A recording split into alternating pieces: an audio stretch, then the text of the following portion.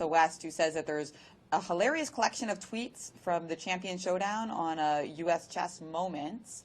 So check that out. U.S. Chess Moments. That's a special Twitter feature, Yaz. I know you're not up to date on all of that stuff. DJ Yazzie, yeah, baby. You must have missed it. But here we go. We've got our fourth round started today. A hedgehog with Magnus is black. He hasn't played a hedgehog at all in this match, and we're on new ground for both players. Queen c7, stopping those e4, e5 tactics. Oh, we didn't ask you in that previous game whether e4, e5 was a tactic that Magnus missed. Well, you did ask me, but we didn't get to go over it. My apologies for not noting that. We could go back to it at another moment, but it didn't work. It did not the e5 move was not working in that position. And f2, f4. This is hedgehog territory. Very clear intent of the aggressions of Ding to be able to play g4, g5. And with this move, queen b8, the move rook takes c4 is on tap.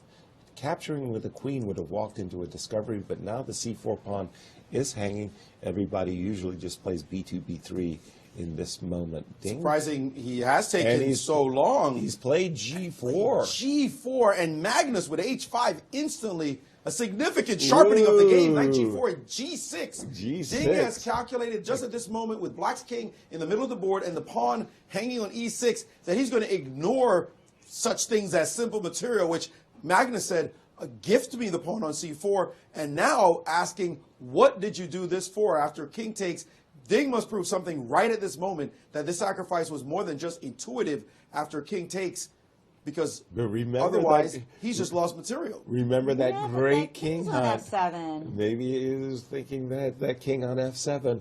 If this was Bughouse, you'd be saying to your partner, give me flow. Yeah, but this is not Bughouse. Magnus just needs two moves. But what about, a rook move and a king back. What's going on with queen b3? b5 protects the rook. No, that's super I'm solid. thinking about Bishop f5. F5. F5 and knight e6.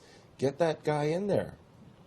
Yeah, also, h2, h3, just to give that queen on d1 a view of h5. Although I must say I'm not a big fan of h3.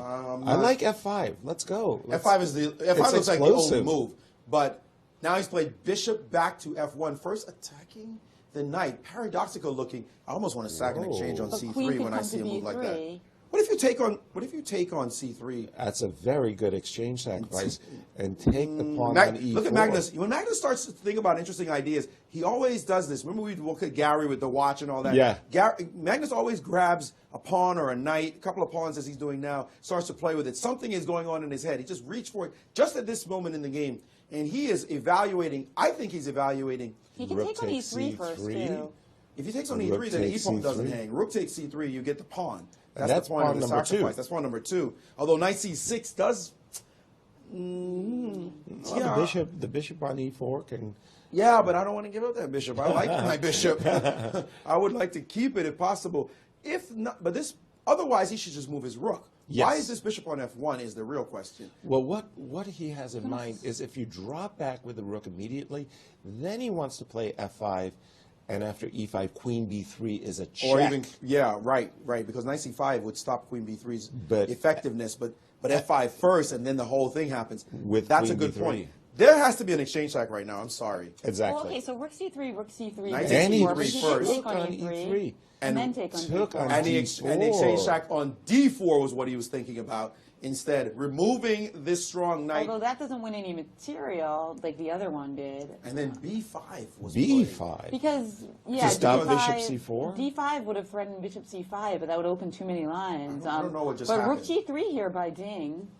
Threatening g7, so that's compelling bishop f6, which was played. e5 and then e5, keeping the lines open. No threat to his bishop is very important. important. Blowing the queen takes d7. Whoa, bishop f6 looks like a huge mistake, as it just walked into an explosive e5. And now bishop, wake up, bishop d8. And now the smoke is cleared, and now we know who has a problem, and it's white. That bishop is headed to this long diagonal. I didn't see it. Well, that's the theme in the match. Move.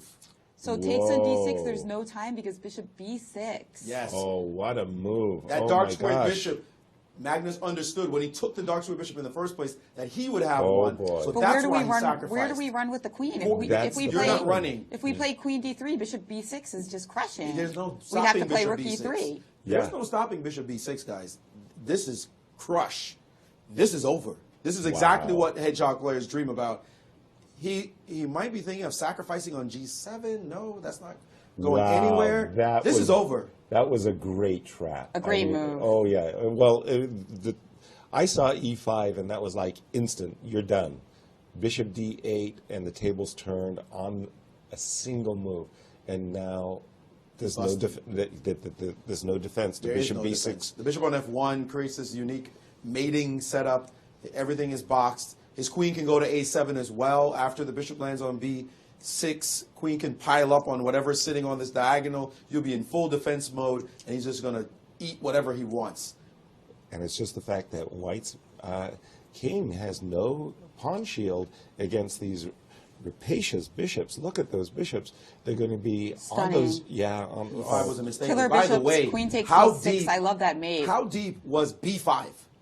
Yeah. How deep Yeah. was b5? Because he noticed that d5 didn't open the position too quickly, and the rook was on e3. That's so crazy. Yeah. So that's how he crazy. came up with b5. That's where That's how far amazing. he went, understanding this diagonal, this square might matter, and now Knight e4, I believe, is has what been he came played. up with the idea that bishop b6. Has no answer. Has no answer to it. I was Knight thinking takes queen d6 takes check. d6. Knight takes d6, but the queen sacrifice is going to No. be woefully so short. yeah, you don't even need a queen sacrifice. You just move your king. you can even play queen takes d6. And there it is, So a the resignation. What a trap. That was a